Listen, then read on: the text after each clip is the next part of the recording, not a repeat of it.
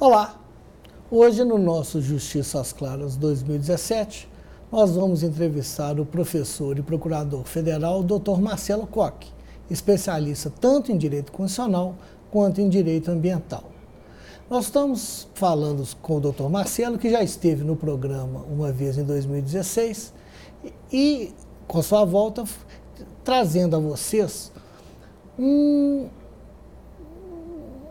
como se diz, um entendimento sobre um tema muito importante em relação aos desastres ambientais que já ocorreram nesse país, especialmente o da Samarco, que já completou um ano, e que o telespectador possa entender como que a legislação desse país trata esse tipo de sinistro, que, vocês vão ver durante o programa, é extremamente obscuro e falha.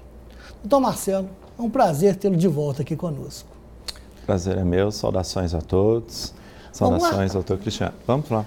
Vamos lá, nós estávamos conversando antes sobre o programa, eu queria que você explicasse o que é essa legislação do desastre ambiental. Como que isso se manifesta nos outros países e como que isso é tratado pelo direito brasileiro? Bem, quando nós pensamos a questão do desastre, no cenário mundial já se começa a falar de um ramo próprio do direito. Aliás, já está bem solidificado em vários países, como nos Estados Unidos, o Disaster Law, ou seja, o direito dos desastres. Isso é bom que você explique para o nosso telespectador, que é o tema central do programa. Sem dúvida. O desastre, colocado sob a perspectiva do direito, ele está imerso em uma sociedade chamada sociedade de risco. Todos nós, estamos envolvidos em algo que se chama sociedade de risco, que é uma sociedade em que nós não podemos dimensionar tudo aquilo ao que estamos sujeitos. Dentro dessa perspectiva, o risco de que algo dê errado não é só uma potencialidade abstrata, é uma certeza probabilística de acordo com procedimentos adotados. Em outras palavras, nós vamos saber que no próximo feriado vai haver situações de mortes nas estradas, não vai? Sim. Vai haver. Nós vamos ter pessoas que vão morrer nas estradas. Trabalhar com isso enquanto fato nos permite reduzir o número de pessoas que vão morrer. Quando nós pensamos no desastre como algo que vai acontecer, se nós não fizermos nada, nós adotamos uma linha de gestão de risco, nós adotamos uma linha de gestão do próprio ciclo do desastre. O que eu quero dizer com isso? A tendência cultural brasileira em frente da situação do risco, em frente à situação de que algo dê errado é uma: bate na madeira, espanta, ou não fala isso não, vira tua boca para lá. Ou seja, nós assumimos uma postura de negação em face do desastre.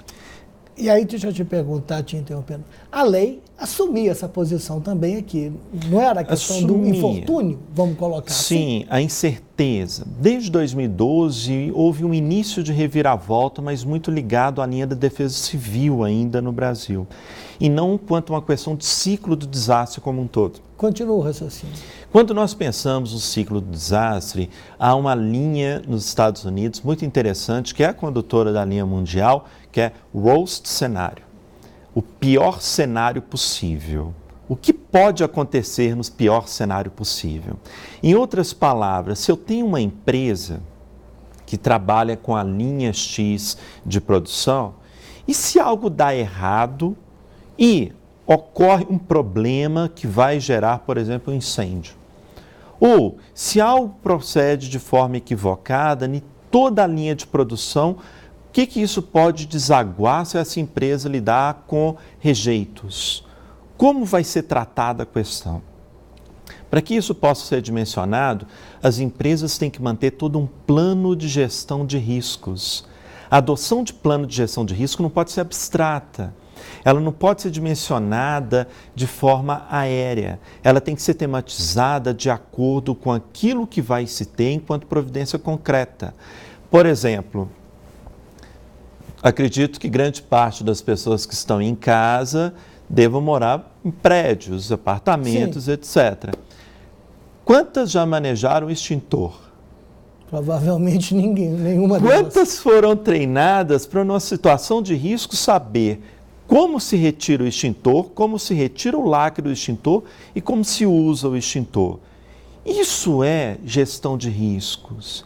Então, se eu falo em direito dos desastres, guardadas as devidas proporções, seria exigir que todo morador de prédio tenha um curso ou tenha uma aptidão para conseguir manejar o extintor. Da mesma forma, todo mundo que esteja dentro de uma empresa sabe os procedimentos de segurança. Que medidas contra o risco possam ser vistas dentro do cenário de que, se não for adotado o procedimento de contenção, o risco acontece. Porque vai acontecer. Você está me dizendo que, sim, na sistemática adotada em outros países, esse desastre acontece, ele está previsto que vai acontecer. É um antagonismo interessante, a gente chama de paradoxo do desastre. Você assume que vai acontecer. E luta para não ter. Para que não tenha. Certo. Por isso que é o paradoxo. Você assume que vai acontecer se nada for feito. Portanto, há uma reversão do pensamento jurídico antigo. O pensamento jurídico clássico, oitocentista, assumia que o dano não pode acontecer, o dano é excepcional. Sim. Só que agora o dano é real e o dano é contínuo. Se não fizermos nada, ele vai acontecer. Independente de... Isso, porque agora, se for independente, ele acontece. Ele é dependente de medidas para que ele não aconteça. A situação se inverte na medida em que se pensa o que se deve fazer para que o risco não se concretize. Por isso que é um paradoxo. Ao mesmo tempo, a gente trabalha com o pior cenário possível. E na doutrina americana se coloca fatores que elencam a dificuldade da população, a dificuldade da cultura a lidar com isso. Pelo seguinte, nós temos dois fatores primordiais. O primeiro é a negação, que eu já mencionei. Sim. As pessoas negam. As pessoas negam que algo de ruim vai acontecer, imaginam que com a negação aquilo não vai acontecer. O segundo fator é prevenir um desastre é caro, é muito caro. Quantas e quantas pessoas que estão em casa nós mantemos seguros de N coisas durante a vida e às vezes nunca utilizamos o seguro? E aí vem aquela imagem, para que eu fiz seguro? Já gastei esse dinheiro. Então dá aquela imagem do dinheiro perdido, porque o risco não se concretiza. E essa imagem é perigosa porque ela pode passar a impressão de que, não adotando a posição de contenção, vai continuar a não acontecer o desastre. E o terceiro fator, ao lado da negação à não ocorrência do risco, nós vamos ter que, quando o procedimento é efetivado, aquele dispêndio é feito pela pessoa, e aquele dispêndio é realizado por ela e não por outrem, aquele outrem que provavelmente possa não ter feito nada e não teve a concretização do risco, teve um custo operacional menor. Isso. Então avalie, aquele que não se preveniu teve um custo operacional menor, só que tudo poderia ter dado errado para ele também. Eu quero abordar esse assunto, mas vai ser no próximo bloco.